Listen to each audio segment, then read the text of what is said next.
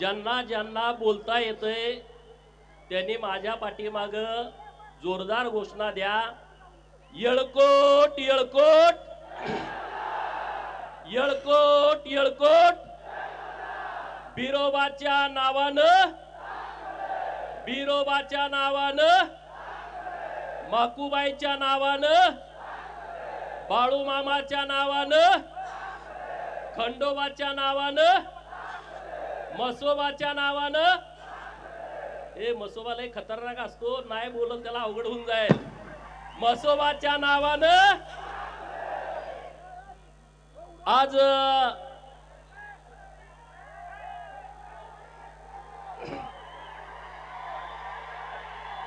अरे त्यांच्या कानठळ्या बसतील एवढा जर आवाज तुम्ही काढला तर।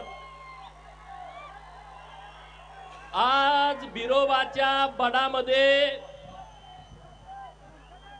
हिंदू बहुजनांचा दसरा मेळावा होतोय। तुम्ही म्हणणार गेल्या वर्षी बहुजनांचा मेळावा होता, ह्या वर्षी हिंदू बहुजनांचा कसा काय झाला? हा प्रश्न काही लोकांच्या मनात पडला असेल तर छत्रपती शिवाजी महाराजांनी जे हिंदू धर्मासाठी काम केलं, मोगल राजवटीच्या विरोधामध्ये काम केलं, जेव्हा जेव्हा या भारतामध्ये आक्रमण झाली, हिंदू मंदिरांची तोडफोड झाली, हिंदू मूर्त्यांची विटंबना झाली, तेव्हा माझ्या माय माऊलीनं पुण्यश्लोक अहिल्या देवीनं हिंदू मंदिराच्या जीर्णोद्धाराचं काम केलं, हिंदू धर्मावरती मायेचा पदर टाकला। आणि मग ज्या अहिल्या देवींचं रक्त माझ्या अंगात सळसळतंय, तुमच्या अंगात सळसळतंय, आपल्या सर्वांची जबाबदारी आहे हिंदू धर्माचं रक्षण करणं, आहे की नाही? सगळे हात वर करून सांगा, आहे की नाही? सगळे हात वर करून जोरदार सांगा, आहे की नाही? छत्रपती शिवाजी महाराजांच्या हिंदवी स्वराज्याची भगवी पताका छत्रपती शिवाजी महाराजांच्या पश्चात, धर्मवीर छत्रपती संभाजी महाराजांच्या पश्चात ज्यांनी खांद्यावरती घेतली त्या घराण्याचं नाव आहे सुभेदार मल्हारराव होळकर घराणा। आणि त्यामुळे इथून पुढे बिरोबाच्या बनामध्ये होणारा मेळावा हा हिंदू बहुजनांचा दसरा मेळावा असणार आहे। मित्रांनो, गेल्या 6 महिन्यामध्ये महाराष्ट्रामध्ये छत्रपती शिवाजी महाराजांच्या मूर्तीची विटंबना, पुणे जिल्ह्यामध्ये अन्नपूर्णा मातेच्या मंदिराची विटंबना, आपलं जे भवानीपूर आहे पूर्वीचं खानापूर, तिथं महादेवाच्या नंदीची शिंग कापणं, महादेवाच्या नंदीचं कान कापणं, हे अशा ज्या जिहादी प्रवृत्तीनं जे कृत्य चालू आहे त्या सर्वांना आपल्याला उत्तर द्यायचं आहे, त्यांच्या विरोधामध्ये आपल्याला भूमिका घ्यायची आहे। मित्रांनो, दसरा मेळावा आहे, तुम्ही सगळे महाराष्ट्राच्या कानाकोपऱ्यातून इतक्या मोठ्या संख्येने इथं उपस्थित आहात। आता मी भाषण दिलं आणि तुम्ही गेला, परत पुढच्या वर्षी इथं आला, परत मी भाषण दिलं, यासाठी दसरा मेळावा नाही, ही पहिली गोष्ट ध्यानामध्ये ठेवा। तर दसरा मेळावा कशासाठी आहे?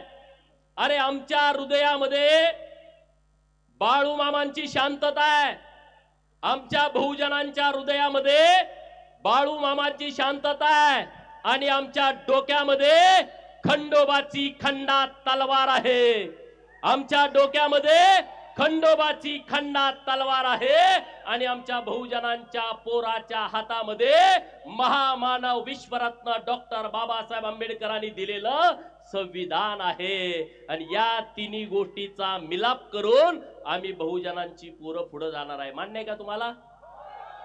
मान्य आहे ना? हा देश संविधानावरती चालतो, हा देश कायद्याने चालतो, आणि त्यामुळं कायद्याची अंमलबजावणी करणं ही सरकारची जबाबदारी आहे, आणि कायद्याचं पालन करणं ही आमच्या सर्व नागरिकांची जबाबदारी आहे। आणि म्हणून आम्ही बाबासाहेबांच्या संविधानानं जे नियम, जे अटी, जे कायदे आम्हाला दिलेले आहेत त्या कायद्याच्या प्रमाणे आम्ही चालतोय, आणि इथून पुढे आम्ही चालणार आहोत। आज बिरोबाच्या बनामध्ये आपला दसरा मेळाव्याच्या निमित्तानं तुम्ही सगळेजण आलाय, परंतु एक आम्ही बिरोबाच्या बनाचा आराखडा आम्ही तयार केलाय, तो आराखडा आम्ही तुम्हाला एका मिनिटात दाखवणार आहे। आम्ही आतापर्यंत जवळपास 5 कोटी रुपये 14 ते 19च्या काळात, नंतर 3-3.5 कोटी रुपयाचा निधी आम्ही आणण्यामध्ये देवस्थान कमिटीच्या सोबत यशस्वी झालो आहे। परंतु आता इथून पुढं आम्ही बिरोबा बनाचा एक आराखडा डेव्हलप केलाय, तो आराखडा तुम्हाला एका मिनिटात दाखवतो आणि मग मी माझं पुढचं भाषण करतो।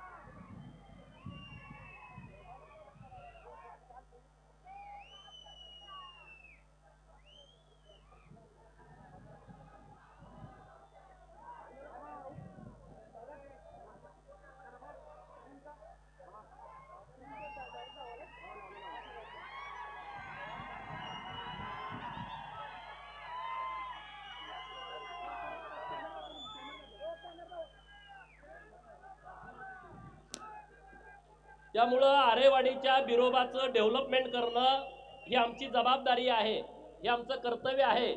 आणि राज्याचे लाडके मुख्यमंत्री माननीय देवाभाऊंच्याकडे माझी आरेवाडीतल्या समस्त बिरोबा भक्तांच्या वतीनं नम्रतेची विनंती आहे की हा आराखडा महाराष्ट्र राज्याच्या शिखर समितीच्या समोर आणून 160 कोटी रुपयाचा आराखडा एकाच वेळेस मंजूर करावा, ही मागणी आपली सगळी माननीय सरकारकडे आहे।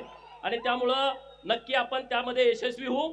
आता तुम्हाला काय काय विषय वेगळे ऐकायचे असतील पण त्या विषयाकडे मी जास्त जाणार नाही।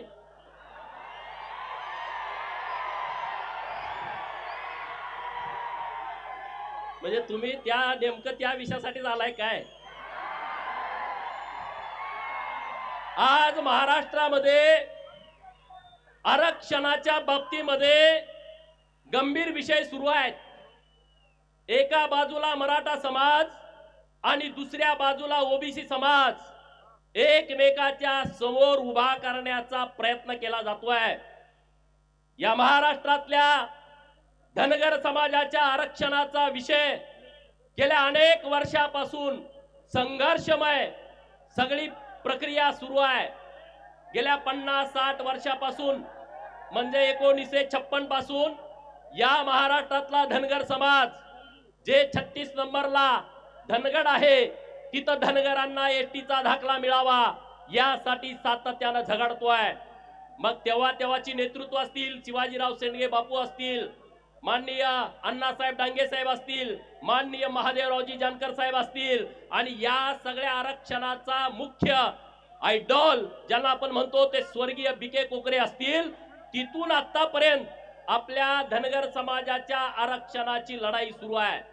आज महाराष्ट्रामध्ये मोठ्या प्रमाणामध्ये आंदोलन सुरू आहे आणि राज्य सरकारकडे आमची सगळ्यांची एकमुखान मागणी आहे की महाराष्ट्रातल्या धनगराच्या पोराच्या हातामध्ये एसटीचा दाखला पडला पाहिजे, ही आमची सर्वांची मागणी आहे।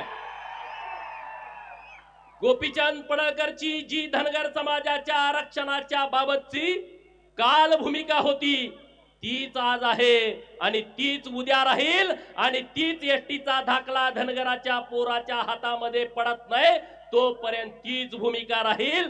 जेव्हा धनगराच्या आरक्षणाचा विषय असेल, सरकार आणि धनगर असा जेव्हा विषय चालू होईल तेव्हा मी धनगरांच्या बाजूने आहे हे सांगायची कुणाला गरज नाही। का काय डाऊट आहे? काय शंका आहे का तुम्हाला? जेव्हा धनगराच्या आरक्षणाचा विषय आहे तेव्हा मी धनगरांच्या बाजूला आहे, तेव्हा मी सरकारच्या बाजूचा नाही. पण जेव्हा सरकार आणि विरोधकांचा विषय असेल तेव्हा हा गोपीचंद पडळकर सरकारच्या बाजूने छातीची ढाल करून उभा राहील. जेव्हा देवाभाऊचा विषय असेल, देवाभाऊंच्या विरोधामध्ये या महाराष्ट्रातल्या जातीवादी पिलावळी जेव्हा पुढे असतील तेव्हा हा गोपीचंद पडळकर देवाभाऊंच्यासाठी बाजी प्रभू देशपांड्यांची भूमिका घेईल. कारण या महाराष्ट्रामध्ये बहुजनांना, ओबीसींना आणि धनगरांना कुणी न्याय देऊ शकतो तर हा एकमेव माणूस असा आमचा सगळ्यांचा विश्वास आहे. आणि देवाभाऊंनी तो विश्वास आमचा सार्थ ठरवावा आणि धनगरांच्या पोराच्या हातामध्ये एसटीचा दाखला द्यावा, ही एकमेव आमची मागणी आजच्या मेळाव्याची सरकारकडे आहे. एकमेव मागणी आहे. जेव्हा मी विधान परिषदेचा आमदार झालो आणि हायकोर्टामध्ये केस सुरू होती, मी कधी ह्या गोष्टी बोलत नाही, मी कधी फोटो टाकत नाही, परंतु काल मधु शिंदे साहेबांची मी कुठेतरी मुलाखत ऐकली. ज्या पत्रकार मित्रांनी मुलाखत घेतली त्यांचा मला फोन आला की एक धनगर आरक्षणावरती मी मुलाखत घेतली, तुम्ही ऐका. आणि ते मधु शिंदे साहेब जे महाराणी अहिल्यादेवी होळकर समाज प्रबोधिनी विचार मंचाचे अध्यक्ष आहेत आणि JP बघेल आहेत की ज्यांच्या अभ्यासानं हा पूर्ण आपला लढा सुरू आहे. आणि त्यांनी सांगितलं की 50 वेळा राज्याचे उपमुख्यमंत्री, तत्कालीन आताचे मुख्यमंत्री यांच्या बरोबर 50 वेळा आमच्या बैठका झाल्या आणि जे कोर्टामध्ये पाहिजे ते आम्ही सरकारकडून मिळवलं. परंतु हा गोपीचंद पडळकर कधी फोटो ट्विट केला नाही, कधी फेसबुक वरती टाकला नाही आणि कधी त्याची बातमी केली नाही. कारण ज्या गोष्टीची प्रसिद्धी करण्याची आवश्यकता नाही ती प्रसिद्धी गोपीचंद पडळकर कधीच करत नाही आणि पुढेही कधी करणार नाही.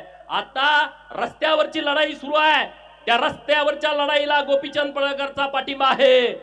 जी न्यायालयामध्ये लढाई सुरू आहे, गेल्या 15 दिवसापूर्वी सुप्रीम कोर्टमध्ये आम्ही याचिका अर्ज दाखल केलाय की आम्हाला आता सुप्रीम कोर्टामध्ये केस चालवायचे नाही. सुप्रीम कोर्टाने आम्हाला मुंबईच्या हायकोर्टामध्ये याचिका चालवण्याची परवानगी द्यावी. कारण आता पूर्ण ग्राउंड बदललेले आहेत. जो धनगड आहे असं कोर्टाचं म्हणणं होतं, त्या धनगडाच्या सगळ्या जात पडताळणीची प्रमाणपत्र रद्द केलेली आहेत आणि म्हणून आम्हाला हायकोर्टमध्ये केस चालवायला परवानगी द्या. तिथं जर आमच्या विरोधामध्ये काय बरं वाईट झालं तर परत सुप्रीम कोर्टामध्ये यायला आम्हाला अधिकार द्या, आम्हाला तसा हक्क द्या, अशी एक याचिका मी दाखल केलेली आहे. एका बाजूला न्यायालय, दुसऱ्या बाजूला रस्त्यावरची लढाई आणि मी तुमचा प्रतिनिधी म्हणून सरकारमध्ये जे काय करायचं ते मी करतोय, त्याबद्दल तुम्ही चिंता करण्याची आवश्यकता नाही, हे मला या मेळाव्यातून आपल्या सर्वांना सांगायचं आहे. दुसरा मुद्दा राहिला ओबीसीच्या आरक्षणाचा.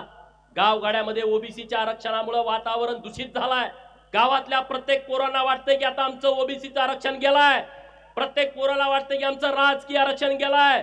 गावात एखादा सुताराचा, लोहाराचा, कुंभाराचा पोरगा गावचा सरपंच व्हायचा, नाभिकाचा पोरगा गावचा सरपंच व्हायचा, ते ओबीसीचं आरक्षण धोक्यात आलेलं आहे. आणि ही गोष्ट खरी आहे. एका गावामध्ये एक जरी दाखला निघाला तर ते सरपंच पदाचं आरक्षण जात आहे. पंचायत समितीच्या गणामध्ये एक दाखला निघाला तर पंचायत समितीचं आरक्षण जात आहे. झडपीच्या गटामध्ये एक दाखला निघाला तर झडपीचं आरक्षण जात आहे. महानगरपालिका, नगर परिषदा, नगरपालिका, नगरपंचायती यामध्ये एका वार्डामध्ये एक जरी दाखला निघाला तर ते आरक्षण जातंय. ही गोष्ट खरी आहे. अनेक लोक बनावट दाखले काढतायत. मराठा समाजाच्या आरक्षणाला आमचा कधीच विरोध नाही, आता पण विरोध नाही. जे वेगळं आरक्षण दिलंय त्या आरक्षणाला आमचा पाठिंबा आहे. परंतु जे खाडाखोड करून माग कुणबी लिहायचं किंवा कुडं कुणगी लिहायचं, खाडाखोड करायचं, ओव्हर रायटिंग करायचं, अशा लोकांच्या बाबतीमध्ये आमचा विरोध आहे. आणि सरकारकडे आज माझी एकच मागणी आहे, हा जर ओबीसींचा आणि मराठा समाजाचा गावागावातला जर वाद मिटवायचा असेल तर सरकारकडे माझी एकच मागणी आहे, हे जे मराठा कुणबी आणि कुणबी मराठा प्रमाणपत्र या महाराष्ट्रामध्ये ज्या लोकांना मिळालेली आहेत, म्हणजे पंजाबराव देशमुखांनी विदर्भातल्या मराठा समाजाला तेव्हा आवाहन केलं होतं की तुम्ही कुणबी नोंदणी करा. त्या विदर्भातल्या सगळ्या मराठा समाजानं त्यांचं ऐकलं. त्यामध्ये यवतमाळ आहे, त्यामध्ये बुलढाणा आहे, त्यामध्ये वाशिम आहे, त्यामध्ये गोंदिया आहे, वर्धा आहे, नंतर अमरावती आहे, तिकडे चंद्रपूर आहे, गडचिरोली आहे, नागपूर शहर आहे, नागपूर ग्रामीण आहे. या सगळ्या जिल्ह्यातल्या मराठा बांधवांनी कुणबी नोंदी केल्या. ते तेव्हाच कुणबी झाले, त्यांना कुणबी प्रमाणपत्र मिळाली. कोकणातला 3 जिल्हे जे आहेत तिथला मराठा म्हणतोय आम्हाला ओबीसीचा दाखला नको आहे, आम्ही 96 कुडी मराठा आहोत, तो विषय मिटला. मुंबई नगर, मुंबई उपनगर हे तिथं मराठा समाज असण्याचा विषय नाही, कारण इकडून आपण मायग्रेट झालेली तिथं लोक आहोत.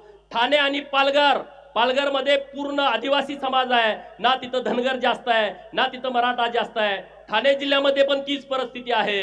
मग राहिला कुठला खानदेश मध्ये नंदुरबार जिल्ह्यामध्ये ना मराठा समाजाची संख्या जास्त आहे ना धनगर समाजाची संख्या जास्त आहे ना ओबीसीची संख्या जास्त आहे. तिथं आदिवासी बहुल हा नंदुरबार जिल्हा आहे. मग तिथं राहिलं धुळे, तिथं राहिलं नाशिक आणि तिथं राहिलं जळगाव. अलीकडे आलं तर अहिल्यानगर आणि मराठवाड्यातले हे जिल्हे छत्रपती संभाजीनगर, जालना, परभणी, बीड, लातूर, नंतर हिंगोली, नंतर धाराशिव आणि नांदेड या जिल्ह्यामध्ये मराठा समाज आहे की ज्यांना कुणबीचं प्रमाणपत्र पाहिजे. आणि मग पश्चिम महाराष्ट्रातले जिल्हे राहतात सोलापूर, सांगली, सातारा, पुणे आणि कोल्हापूर. हे जिल्हे नीट समजून घ्या. या जिल्ह्यातल्या ज्या लोकांना ज्यांच्या नोंदी शोधून ज्यांना मराठा कुणबी किंवा कुणबी मराठा हा दाखला दिलेला आहे त्यांचा एक वेगळा प्रवर्ग तयार करा. जसं आता मराठा समाजातल्या नेत्यांचं सुद्धा म्हणणं आहे की आम्हाला राजकीय आरक्षणाची गरज नाही, आमच्या पोराबाळांच्यासाठी शिक्षण आणि नोकरीतलं आरक्षण आहे, आम्ही त्याला विरोध करत नाही. शिक्षण आणि नोकरीचं आरक्षणाचा प्रवर्ग वेगळा करा. जसं विजय एनटी आहे, एनटी ब आहे, एनटी क आहे, एनटी ड आहे, तसं मराठा कुणबी मराठा यांच्यासाठीचा एक प्रवर्ग वेगळा करा. त्यांची संख्या मोजा. दाखले किती दिलेत मी जबाबदारीने बोलतोय, मी कुणाची तरी खोड काढायच्या हिशोबाने बोलत नाही. 0.25% आरक्षण अत्यंत जबाबदारीने बोलतोय. मराठा कुणबी आणि कुणबी मराठा या प्रवर्गासाठी द्या आणि त्यांना नोकरी आणि शिक्षणाचं आरक्षण द्या, राजकीय आरक्षण देऊ नका. हा गावातला वाद विषय संपून जातोय. संपतोय का? माझी जी भूमिका आहे ती तुम्हाला पटते का? म्हणजे आमचं आणि मराठा समाजाचं गावात भांडण नको आहे, आम्ही भांडण करू शकत नाही. अरे छत्रपती शिवाजी महाराजांच्या भगव्यासाठी लढणारे आम्ही मावळे आहोत. पंढरपूरच्या पांडुरंगाला जाणारा भगवा तो आमच्या वारकऱ्यांच्या खांद्यावरती आहे. आळंदीच्या ज्ञानेश्वराला जाताना तो भगवा आमच्या खांद्यावरती आहे. आणि मग त्या भगव्यासाठी आम्ही झटणारी, लढणारी, संपणारी लोक आहोत. आम्ही वाद करणार नाही. हा एक प्रवर्ग वेगळा करा. बिहार मध्ये तसं आरक्षण आहे. पिछडा वर्ग, अति पिछडा वर्ग. पिछडा वर्गाला नोकरीतलं आणि शिक्षणातलं आरक्षण आहे आणि अति पिछडा वर्गाला नोकरीतलं, शिक्षणातलं आणि स्थानिक स्वराज्य संस्थातलं आरक्षण आहे. हा निर्णय सरकारनं घ्यावा. मराठा समाजाचा आणि ओबीसीचं भांडण मिटतंय आणि ओबीसीच्या मनामध्ये जी शंका निर्माण झाली आहे ती शंका मनातून निघून जाते. जाईल की नाही? हे तुमचं जर राजकीय आरक्षण वाचलं, सगळ्यांनी हात वर करून सांगा हा मोठा विषय आहे. मराठा आणि ओबीसीचा वाद मिटून जाईल. आमचा असा प्रवर्ग तयार करा. तो सरकार करू शकतं. एनटी विजय एनटीचा प्रवर्ग राज्य सरकारने केलाय, तसा हा वेगळा प्रवर्ग राज्य सरकारने तयार करावा अशी मागणी आपल्या माध्यमातून मी सरकारने करतोय. आज जिल्ह्यामधलं वातावरण तुम्ही बघताय, बरीच लोक माझ्या विरोधामध्ये भूमिका घेत आहेत.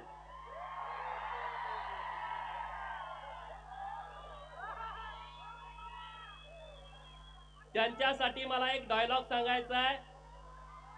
अरे बड़ी से बड़ी हस्ती मिट गई मुझे झुकाने में बेटा. अरे बड़ी से बड़ी हस्ती मिट गई मुझे झुकाने में बेटा. तू कोशिश भी मत करना, तेरी उम्र जाएगी मुझे गिराने में. अरे तुम्ही सगळेजण गोपीचंदला टार्गेट करताय. गोपीचंदला टार्गेट करण्याचं कारण काय आहे? त्यांना माहित आहे हा लोकांना जागा करतोय, हे त्यांचं सगळ्यात मोठं दुखणं आहे. त्याचं मला लोकांना सगळं समजून सांगते आणि लोक आम्हाला नमस्कार करायची बंद करते. लोक आम्हाला बोकडं कापायची, घरी जेवायला बोलवायची बंद केलं. गावात बॅनर लोक लावायची ते लोकांनी बंद केलं. हे यांचं सगळ्यात मोठं दुखणं आहे. माझी लढाई प्रस्थापितांच्या विरोधातली लढाई आहे. ज्यांनी कारखाने ढापले त्यांच्या विरोधातली आहे. अरे तुम्ही मला मंगळसूत्र चोर म्हणता, तुम्ही मला मंगळसूत्र चोर म्हणता. जयंतरावला माझा सवाल आहे, तुझ्या कितव्या नंबरच्या बायकोचं मंगळसूत्र मी चोरलं सांग लोकांना.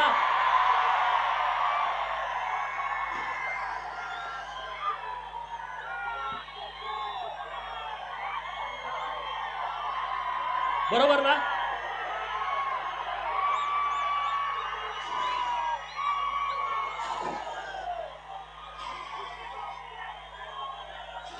तुम्ही या जिल्ह्याची परिस्थिती बघा. अरे या जिल्ह्यामध्ये खूप लोकांनी काम केलंय. क्रांतिशील नाना पाटलांनी काम केलंय, एक स्मारक नाही. क्रांतीवीर नागनाथांना नाईकवडींनी काम केलं, एक स्मारक नाही. अण्णाभाऊ साठेंनी इतकी मोठी क्रांती केली, 1.5 दिवस शिकलेला माणूस वाळवा तालुक्यातला, कुठं स्मारक नाही. हे सगळं बघा. कर्मवीर भाऊराव पाटील जैन समाजाचा माणूस, आणि या महाराष्ट्रातल्या बहुजनांना मोफत शिक्षण मिळालं पाहिजे म्हणून त्यांनी स्वतःचं आयुष्य खपून घेतला. अरे कर्मवीर भाऊराव पाटलांच्या मुळे अख्खा महाराष्ट्र उभा आहे. परंतु या जिल्ह्यातल्या प्रस्थापितांना कर्मवीर भाऊराव पाटलांचं आयतवडे गावात सुद्धा स्मारक करावं वाटलं नाही. ही माझी भूमिका आहे. तुमचे कुणाकुणाचे घरातले लोक म्हणजेच जिल्हा म्हणजेच महाराष्ट्र या गोष्टी मी मानत नाही, पण त्याला वाटतं मी चुकीचं बोलतोय. म्हणे गोपीचंद पडळकरचे संस्कार खराब आहेत. जर प्रस्थापितांनो तुम्हाला वाटत असेल गोपीचंद पडळकरचे संस्कार खराब आहेत, याची मला फिकीर नाही आहे. तुम्हाला काही वाटू दे, त्याचं मला घेणं देणं नाही आहे. त्याचं मला घेणं देणं नाही आहे. अरे हम जमाने का ख्याल नहीं रखते, हम जमाने का ख्याल नहीं रखते. क्या जमीर न माने वह सलाम नहीं करते. गोपीचंद पडळकर झुकत नाही, हे यांचं सगळ्यात मोठं दुःख नाही. अरे पण मी विषय मांडतोय त्याच्यावरती बोला ना. मी जे विषय मांडले त्याच्यावरती चर्चा करा ना. मी काय म्हणतोय, महाकाली साखर कारखाना ज्याचं 110 कोटी कर्ज होतं आणि बँकेनं ती विक्री करायला परवानगी दिली, त्यातली 60 एकर जमीन विका आणि ते कर्ज भरा. 30 लाख रुपये दरानं त्यांनी ठरवली. त्या पोरानं, माळ्याची लिंगायताची पोर आहे, त्यांनी 15 कोटी रुपये बँकेकडे भरले. आता उद्या जरी बँकेनं सांगितलं तर 35 कोटी रुपये त्यांची भरायची तयारी आहे. मग तुम्ही तो कारखान्याची जमीन का विकू देत नाही? कारण तुम्हाला अख्खा कारखाना ढापायचा आहे 279 एकराचा. 30 लाखानं दर काढलाय म्हणजे विचार करा. कोर्टानं परवानगी दिली, तुम्ही 60 एकर विका. 60 एकरात कारखाना जिवंत राहतोय. 220 एकर जमीन कारखान्याकडे राहते, कारखाना शिल्लक राहतोय. जयंत म्हणतोय नाही, मला अख्खा ढापायचा आहे. माझ्या जतचा कारखाना, अरे दुष्काळातला कारखाना 280 एकरातला, तिथल्या माझ्या आया बहिणीनं गळ्यातलं पुडूक मुडूक मोडून शर्ड मेंढर विकून सभासदाची फी भरली आणि नुसत्या 40 कोटी मध्ये हा कारखाना ढापला. 280 एकर जमीन आहे आणि तिथं 10 लाख रुपयाचा दर आहे. मित्रांनो, 280 गुणुले गुंठे करा आणि गुणुले 10 लाख करा. अरे मग मंगळसूत्र चोर भरा. तुम्ही म्हणताय माझ्यावरती खोटा आरोप करून, तुम्ही तर लगा अख्खे कारखाने ढापता. हा, माझ्यावरती मंगळसूत्र चोरीची तुम्ही केस घातली, तुमचा धंदा तो आहे ना. दुसरं तुम्ही काय करू शकता? तुम्ही नडू शकत नाही. तुम्ही पोलिसांना पुढे करू शकता. तुम्ही काय करू शकता? तहसीलदारांना पुढे करू शकता. तुम्ही काय करू शकता? तुम्ही तलाट्याला पुढे करू शकता. गोपीचंद असं नाही. गोपीचंद तलाट्याला पुढे करत नाही, एसपी ला पुढे करत नाही, कलेक्टरला पुढे करत नाही, तहसीलदारला पुढे करत नाही. मी सुभेदार मल्हाररावची औलाद आहे. मी समोर लढतो, समोर लढतो. मागे वार करणं माझा स्वभाव नाही. तुम्ही मला किती पण बदनाम करण्याचा प्रयत्न करा, त्याचा मला फरक पडत नाही. आता इथं किती वाजले? 7:10 झाली. आता इथं अंधार आहे.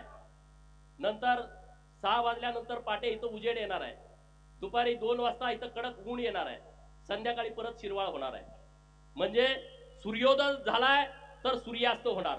आता हे बिरोबाचं मंदिर आहे आणि बिरोबाच्या मंदिराच्या बाजूला छोटी छोटी मंदिर आहेत. हे मुख्य मंदिर बिरोबाचं आहे. अरे तुम्ही छोटी छोटी मंदिर आहेत, पण तुम्ही ओळखणार कुणाला? बिरोबाच्या नावाने ओळखणार ना. कुठल्याही मोठ्या मंदिरामध्ये छोटी छोटी मंदिरं उभा केली तरी तुम्ही बिरोबाच्याच नावाने ओळखणार. आणि त्यामुळं माझ्या विरोधामध्ये किती अशी वादळं तुम्ही निर्माण केली, त्या वादळातून उभा राहतो. त्याचं नाव गोपीचंद पडळकर आहे. त्याचं नाव गोपीचंद पडळकर आहे. तुम्ही काही करा, त्याचा मला फरक पडत नाही. अरे गदी माडगुळकर, व्यंकटेश माडगुळकर, शंकरराव खरात, वीस खांडेकर मराठी भाषा उंचीवरती नेली, 7 समुद्रापलीकडे नेली. कधी तुम्हाला त्यांची आठवण आली? नाही आठवण आली. तुम्हाला त्यांची आठवण येत नाही. तुम्ही त्या विषयावरती बोलत नाही, त्या विषयावरती तुम्ही भूमिका मांडत नाही. अरे माझ्या विरोधात तुम्ही काय एकवटला? या लव जिहादच्या विरोधामध्ये मी ओपन भूमिका घेतली. त्यांच्या लक्षात आलं की आता भूमिका घ्यायला लागलाय. एक आमची बहीण गुंडेवाडीची, तिला धर्मांतरण करून म्हणून मारलं, आत्महत्या करण्यास तिला प्रवृत्त केलं. या सगळ्या पादऱ्यांच्या विरोधामध्ये मी भूमिका घेतली. अरे एकटा गोपीचंद 10 मिनिटं बोलला आणि अख्ख्या महाराष्ट्रातले पादरे रस्त्यावरती आले. 36 का कितीतरी मोर्चे माझ्या विरोधात झाले आणि ते म्हणले ह्याची आमदारकी घालवा. अरे म्हटलं काय आमदारकी काय, कुठला काय तुमच्या उकरड्यातला काय कचरा आहे का रे? आमदारकी काय तुमच्या परड्यातला भाजीपाला आहे का? जत विधानसभा मतदारसंघातल्या मायबाप जनतेने मला निवडून दिलाय, त्यांना तो अधिकार आहे. मग हा पादरेच्या कार्यक्रमाला गेला, हा जिहाद्यांच्या कार्यक्रमाला गेला आणि तिथं माझ्या विरोधामध्ये भाषण करतोय, म्हणजे हा हिंदू विरोधी आहे. ईश्वरपूर मधल्या लोकांनी लक्षात ठेवला पाहिजे की औलाद हिंदू विरोधी आहे, त्याला जागा दाखवायची वेळ आलेली आहे. बरोबर की नाही? अरे पण तुम्ही मला भीती दाखवताय. कुणाला भीती, कुणाला दाखवताय? गोपीचंद पडळकरला. तुम्ही माझ्या डोक्यात जाण्याचा प्रयत्न करू नका. मला ज्यांना ज्यांना वाटतंय गोपीचंद पडळकरच्या डोक्यात जायचंय त्यांच्यासाठी मी एक वाक्य म्हणतो, don't ever try to get inside my head. Don't ever try to get inside my head, it's a dark for you. तुम्ही जर माझ्या डोक्यात जाण्याचा प्रयत्न केला तर ती तुमच्यासाठी काळी कुट्ट अंधाराची रात्र असेल, हे लक्षात ठेवा. त्याला वाटतंय गोपीचंद म्हणजे मेंढरा मागचा आहे. होय, मेंढरा मागच आम्हाला, आमचा ओव्या गाणारा मेंढरा मागा असतो. तो शाळा शिकलेला नसतो, पण अख्ख रामायण ओवी मध्ये गातो. आमचा मेंढका मेंढरा मागा असतो. तो तिथं शाळेत गेलेला नसतो, परंतु अख्खी गीता त्याला पाठ असते. त्यानं कुणाकडून तरी वाचून घेतलेलं असतं. आमचा 10वीचा 12वीचा MPSCचा पोरगा सुद्धा रात्रंदिवस अभ्यास केल्याशिवाय त्याला एका वाक्यातलं उत्तर लिहिता येत नाही. पण मेंढरा मागे जाणारा माझा मेंढका अख्खा इतिहास सांगतो. ही बुद्धी आम्हाला बिरोबानं दिलेली आहे, ही बुद्धी आम्हाला परमेश्वरानं दिली आहे. डॉक्टर बाबासाहेब आंबेडकर साहेब म्हणाले होते, जगा पण वाघासारखं जगा, शेळीसारखं तुम्ही जगू नका. डॉक्टर बाबासाहेब बोलले होते, जगा पण वाघासारखं जगा. आणि बाबासाहेब बोलले होते, मला जेवढं आयुष्य मिळेल तेवढं मी वाघासारखं जगेन आणि या देशातल्या जे लोक आम्हाला गुलाम करतायत त्या लोकांना त्यांची जागा दाखवून देईन. आणि डॉक्टर बाबासाहेब आंबेडकर साहेबांनी तेच केलं. ते वाघासारखे जगले आणि म्हणून तुम्हाला पण वाघासारखं जगावं लागेल. जगणार की नाही? कुणाला वाटतंय वाघासारखं जगावं? अरे सांगलीमध्ये म्हणले महाराष्ट्र संस्कृती बचाव सभा आणि मला आई म्हणून शिव्या देत होते. मला ते गोप्या गोप्या म्हणले का नाही सांगा? कुठल्या टीव्हीवरती ह्याच्यावर चर्चा झाली का? एक विधानसभेचा आमदार ज्याला 40,000च्या मतांनी निवडून दिलाय त्याच्या विरोधामध्ये हे शिव्या देत आहेत, हे गोप्या गोप्या म्हणतायत. कुठं डेबिट झालं नाही, कुठं तिथं असा स्पेशल रिपोर्ट झाला नाही. म्हणजे ह्यांना हे मान्य आहे. मला गोप्या म्हणलाय ना, मला म्हणू दे रे, मी एकदम सामान्य घरातला पोरगा आहे. मला गोप्या म्हणला काय आणि काय म्हणा मला त्याचा फरक पडत नाही. मग मी तुला जनत्या म्हटलं तर चालेल का? चालेल का? मी म्हणणार नाही, पण असं म्हणलं तर चालेल का? अरे त्या जयंत्याला माझं चॅलेंज आहे. माझी हात आणि पाय तोडायची तुम्ही भाषा सांगलीमध्ये केली. ते वाळव्याचं कुत्र म्हणत होतं की त्याला पोरं हुडकायला चाललेत. त्या जयंत्याला आणि त्या वाळव्याच्या कुत्र्याला मी आवाहन करतोय बिरोबाच्या बनातनं, तुम्ही जर जातीवंत पाटील असाल तर उद्या दुपारी प्रेस घेऊन जयंत्या पाटील आणि तो वाळव्याचा कुत्रा मला टायमिंग देईल. टायमिंग.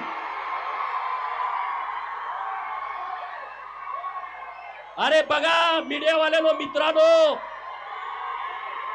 हे बघा माझं काय चाललंय, हे वाघ बघा.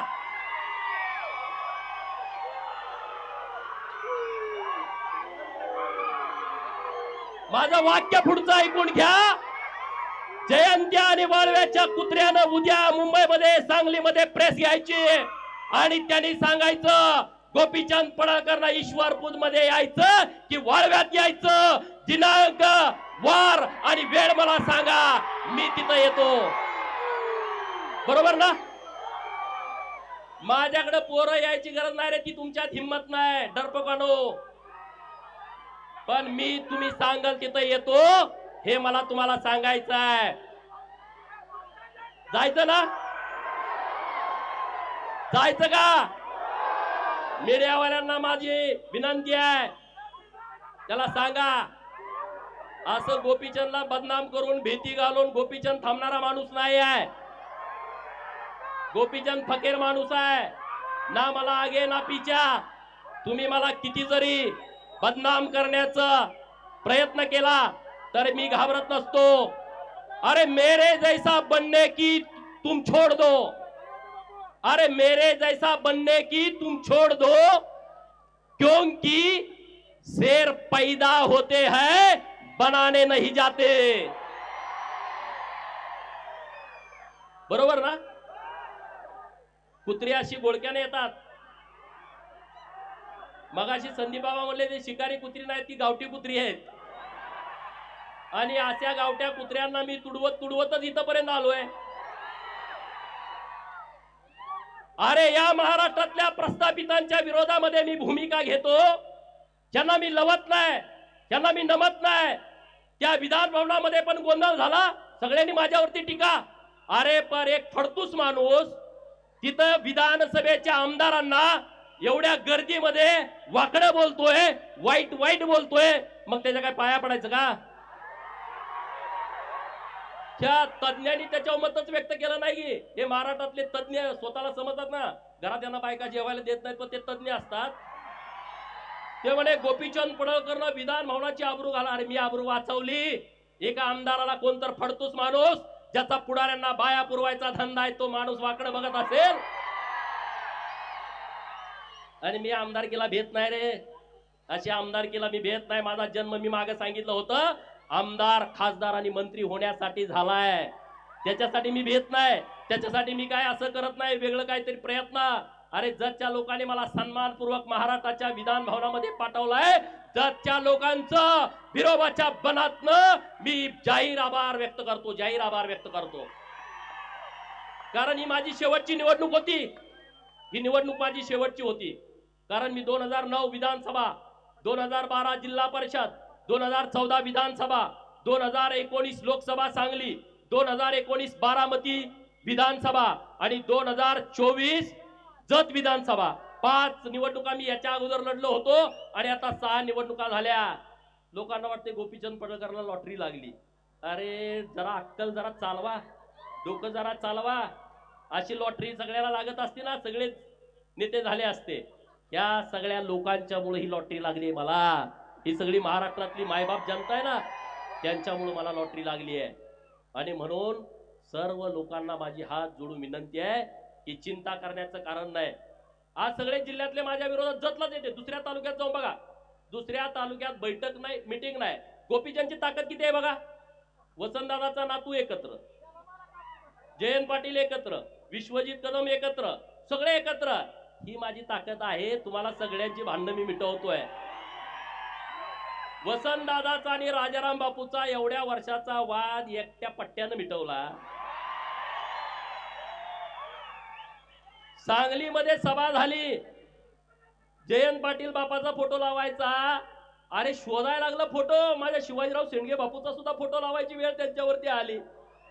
नानासाहेब सगळ्यांचा फोटो व्यासपीठावरती, विलासराव शिंदेचा फोटो व्यासपीठावरती, पतंगराव साहेबांचा फोटो व्यासपीठावरती, वसंतदादांचा फोटो व्यासपीठावरती. सगळे हुडकून काढले, त्यांनी फोटो लावले.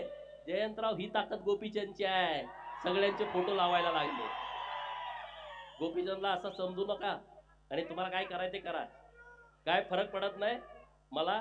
माझा काय बाप आमदार खासदार मंत्री नव्हता, त्यामुळे मला त्याची चिंता नाही. मला चिंता आहे तुमची. कारण एवढा जो अन्याय झालाय, अरे गुलाम केलं तुम्हाला गावामध्ये, गुलाम.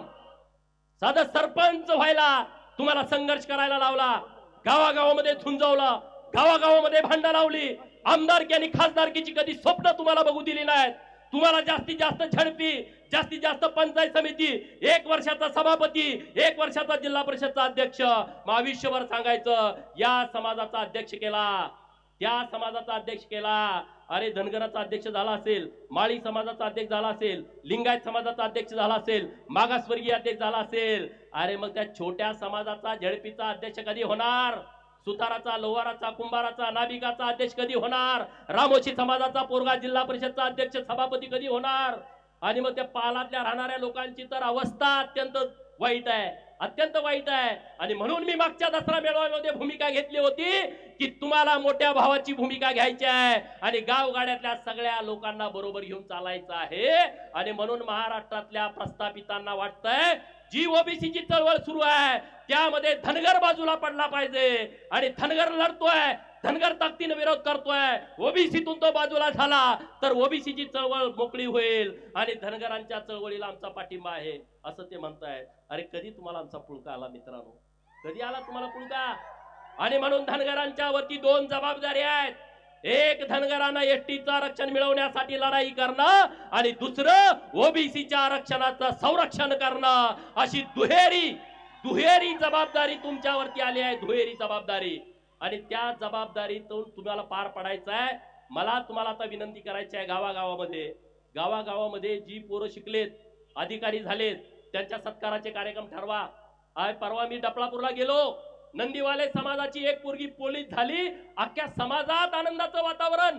एक मुलगी पोलीस कॉन्स्टेबल झाली डपळापूर मधली, मला बोलवून घेतलं, अख्खा समाज गोळा झाला होता.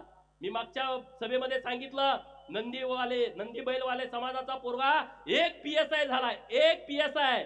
वैदू समाज, अरे तो औषधच द्यायचा पूर्वीपासून, अजून अधिकृत एक डॉक्टर त्यांचा झाला नाही. आणि महाराष्ट्रामध्ये एका घरात भाऊ SP, बहीण कलेक्टर, भावाची बायको प्रांत, बहिणीचा नवरा कमिशनर, एका घरात 4-4, 5-5, 6-6 लोक अधिकारी आहेत. पिवळ्या दिव्याच्या गाड्या त्यांच्या एका घरात आहेत, 5-5, 6-6. आणि असे समाज आहेत, शेकडो समाज. जबाबदारीनं बोलतोय, त्या समाजामध्ये आज मी तुमच्याशी बोलत असताना साधा पोलीस कॉन्स्टेबल नाही, आज मी तुमच्याशी बोलत असताना साधा BMS चा डॉक्टर नाही, साधा BHMS चा डॉक्टर नाही, एखादी नर्स नाही. असे शेकडो समाज या महाराष्ट्रामध्ये आहेत. आणि म्हणून आपली जबाबदारी आहे या समाजाच्या पाठीमागे उभा राहणं, त्यांना जी जमल ती मदत करणं, त्यांना शिक्षणासाठी मदत करणं, त्यांना जगण्यासाठी सहाय्य करणं, आर्थिक व्यवस्था करणं. जिथं जिथं कुठं हे शक्य आहे ते आपण करण्याची आवश्यकता आहे. आता दसरा झाला, 2 दिवसांनी होतोय, दिवाळी येते आहे. माझी तुम्हाला सगळ्याला विनंती आहे, दिवाळीच्या 8 दिवसामध्ये आपल्या घरात जे बनवाल, आपल्या पोराला एक ड्रेस घेतला तर एक ड्रेस त्या पालातल्या पोराला घ्या आणि त्याला जाऊन एक ड्रेस द्या मित्रांनो. एक लाडूची भरणी घरामध्ये केली आहे, त्यातले 25% लाडू त्या पालातल्या पोराच्या घरी जाऊ द्या, डवऱ्याच्या गडसेच्या पोराच्या घरी जाऊ द्या, हेडव्याच्या पोराच्या त्या मुखामध्ये जाऊ द्या. जो डोंबारी आहे, जो घिसाडी आहे, जो तांबट आहे, जो कुडमुड्या जोशी आहे, जो पिंगळ जोशी आहे, मरियाचा गाडीवाला आहे, कडक लक्ष्मीवाला आहे, हे जे सगळे जे गरीब लोक आहेत ते आपले भाऊ आहेत रे. त्यांना कधी सर्टिफिकेट मिळालं नाही, त्यांना जातीचा दाखला मिळाला नाही, त्यांना आरक्षणाची लढाई काय त्यांना माहित नाही, त्यांना स्वतःचं राहायला घर नाही, घर बांधायचं म्हटलं तर जागा नाही. असे समूह आपल्या महाराष्ट्रामध्ये राहतात. आणि म्हणून त्या भटक्या विमुक्तांची जबाबदारी घेणं हे आपलं सगळ्यांचं कर्तव्य आहे. आणि म्हणून उद्या माझा वाढदिवस आहे, तो वाढदिवस आम्ही साजरा करत नाही. जो मराठवाड्यामध्ये पूर आला, जो सांगोला सोलापूर जिल्ह्यामध्ये पूर आलाय, त्या पूरग्रस्तांच्यासाठी आज माझे मित्र शिवाजीराव डोंगरे साहेब, आम्ही फारुखभाई यांच्या वतीनं 14-15 गाड्या मदत म्हणून आम्ही छोटीशी मदत तिकडे पाठवलेली आहे. उद्या परवा आम्ही आणि जमल ती मदत तिकडे पाठवणार आहे. तुम्हालाही जमल ते वाढदिवसाचा बॅनर लावू नका, जाहिरात देऊ नका, कुठं मला भेटायला येऊ नका, उद्या मी भेटणार नाही, उद्या तुम्ही येऊ नका, हार तुरे फेट्याला पैसे खर्च करू नका. ते सगळे पैसे तिकडे द्या, नसेल तर मुख्यमंत्री सहायता निधीसाठी ते पैसे तुम्ही द्याल ना. उद्या 1 तारीख आहे, चंद्रकांत दादांनी धमाका केलाय, तुमच्या लक्षात आला असेल. देवाभाऊंच्या नेतृत्वात चंद्रकांत दादांनी धमाका केलाय दादासाठी जरा. अरे अक्षरशः हगाटलंय ते, हगाटलंय. फोडाव फोड सुरू आहेत, करू नका करू नका करू नका. चंद्रकांत दादांनी कुणी सांगितलं की बाबानो तिकडे मराठवाड्यात पाऊस पडलाय तुम्ही छोटी करा, म्हणजे छोटी. उद्या सगळे ताकदीनं सांगलीमध्ये या, एकदा हे बाजा वाजवून टाकू, म्हणून मी जास्त इथं बोललो नाही. उद्या सांगलीला कोण कोण येणार आहे? अरे एवढे आल्यावर तिथं जागा पण पुरायची नाही. कारण गोपीचंदला बदनाम केलं तर बहुजनांची चळवळ बदनाम होईल. बऱ्याच लोकांना त्यांनी हाताशी धरलाय, पण माझ्या विरोधात बोलायचं धाडस होईना. बोललं का पोरं चुकून काढतात म्हणून बोलू नये. माझ्या विरोधात खूप बोलायचंय, खूप गड्यांना माझ्या तोंडावर गोड गोड बोलते. साहेब साहेब मला माहित आहे, अरे मी बिरोबाचा भक्त आहे, मला येणाऱ्यांची मानसिकता कळते, मानसशास्त्र माझं खूप चांगलं आहे. माझ्या जवळच्या पोरांना माहित आहे, रोज माझ्याकडे एवढी लोक येतात शेकडो. पुढचा माणूस काय काम घेऊन आला असेल मी आधी माझ्या पियाला सांगतो ह्याचं हे काम असू शकतं. आणि त्यामुळं त्यांना गोपीचंदला डॅमेज करायचं आहे, गोपीचंदला बदनाम करायचं आहे. गोपीचंद हा वैयक्तिक विषय नाही आहे, कारण त्यांना माहित आहे की हा सगळ्या लोकांना जाग करतो. काल आष्ट्यामध्ये एक प्रकार घडला, बिरोबाची यात्रा आहे आणि तिथं ह्याचं बॅनर लावलं होतं. आष्ट्यातला समाज गोळा झाला आणि त्यांनी सांगितलं हे बॅनर काढताय का आम्ही काढू. कालची घटना मी सांगतोय, मला हेच पाहिजे हो, मला दुसरं काय नाही. तुम्ही स्वाभिमानी राहावा, कुणाच्या मागं पुढं फिरू नका आणि सन्मानानं फिरला तर तुम्हाला विचारलं पाहिजे सन्मानानं. आमदाराच्या घरी गेला तुमच्याकडे बघत पण नाहीत, बोलत पण नाहीत, चहा पी पण म्हणत नाही, आम्ही आमदार देऊ. कशाला?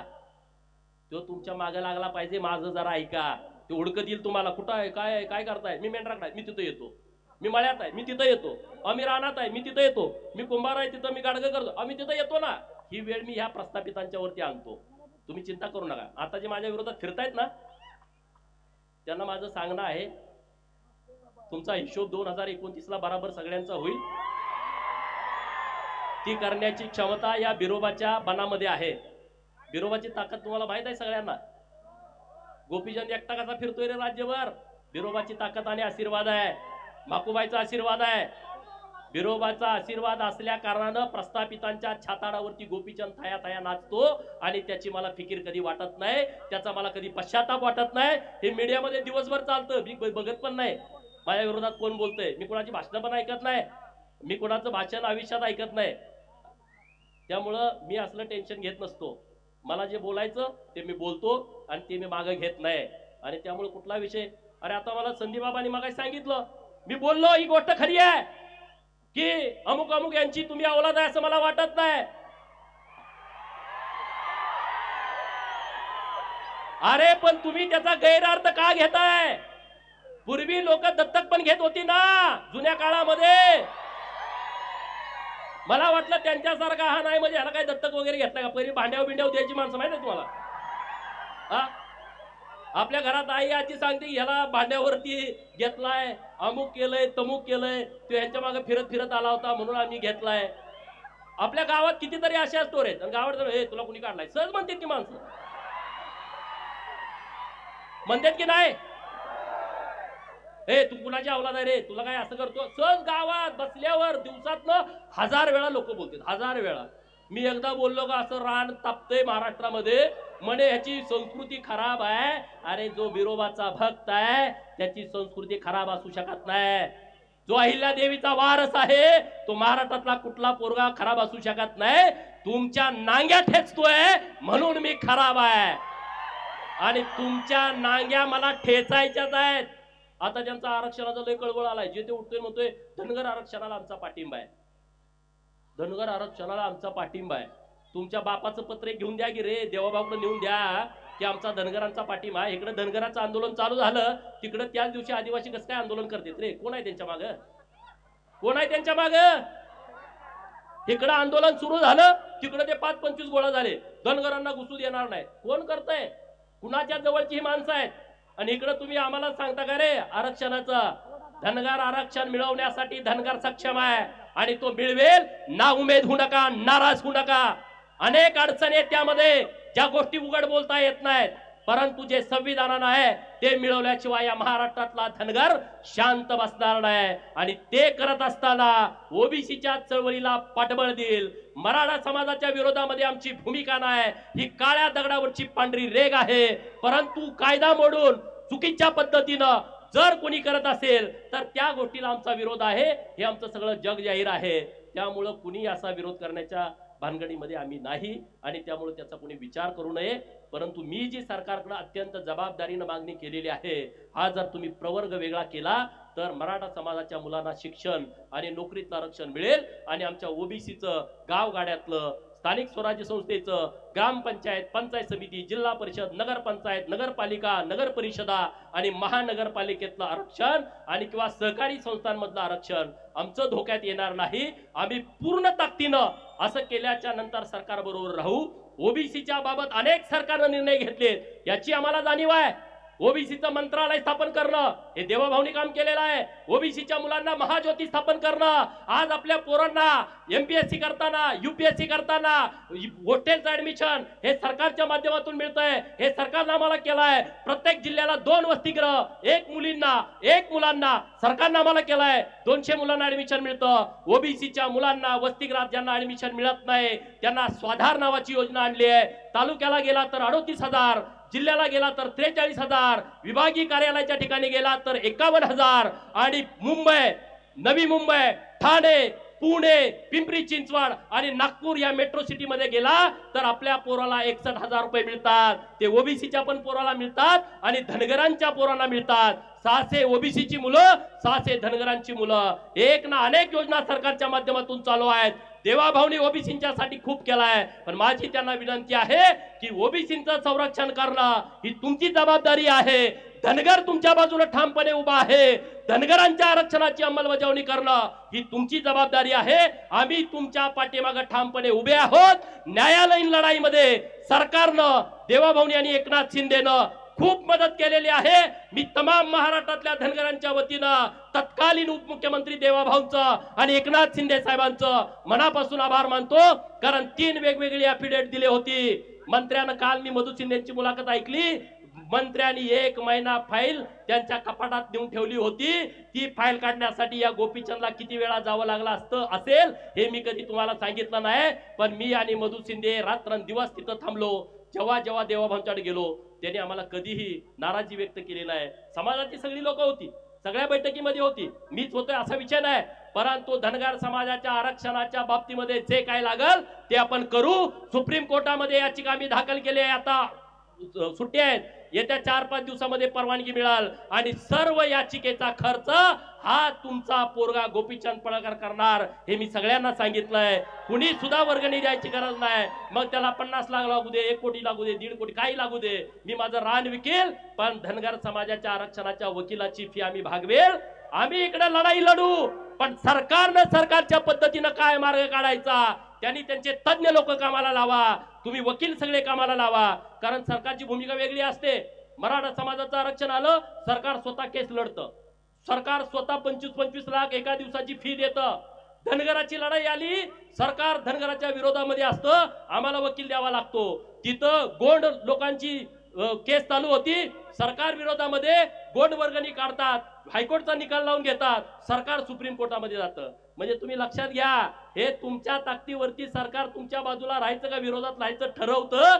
त्यामुळे तुम्ही सगळे एक व्हा आणि सरकारचा आपल्याला जसं न्यायालयीन लढाईत पाठिंबा होता तशा पद्धतीचा जर पाठिंबा मिळवायचा असेल तर आपल्या सर्वांना सर्व शक्तीनिशी एक व्हायचं आहे।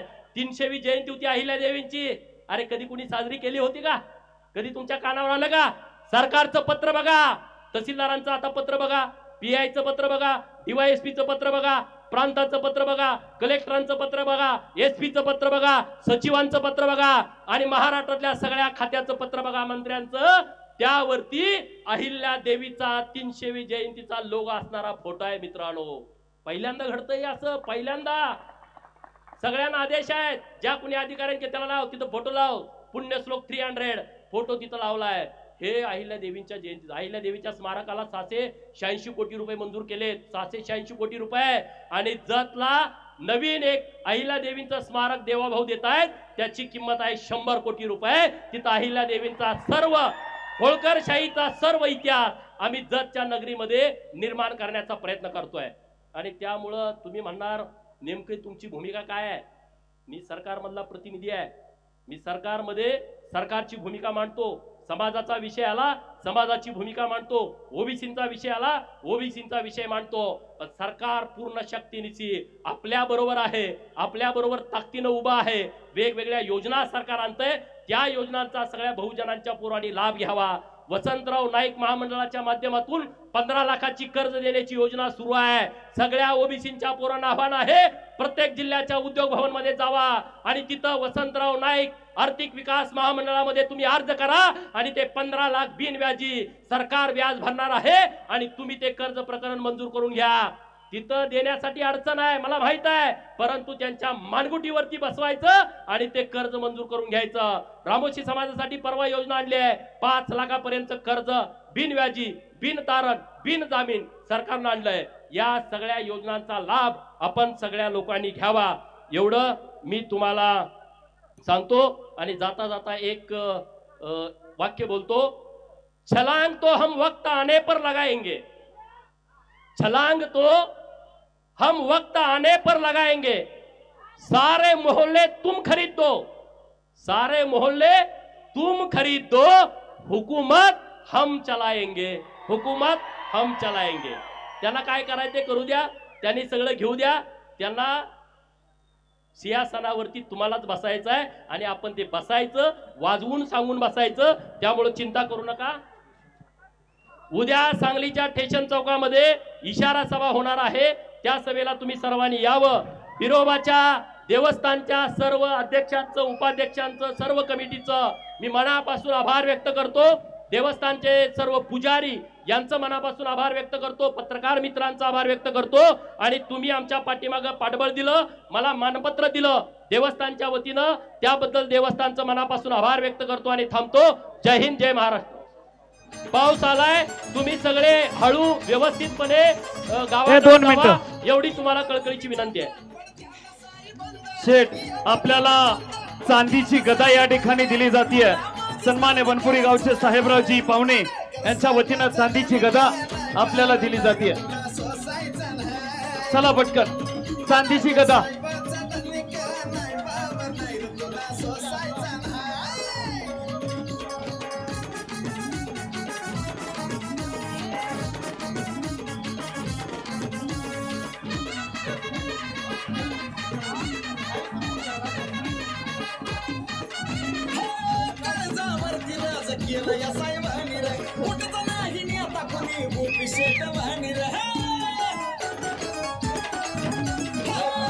एक चंद.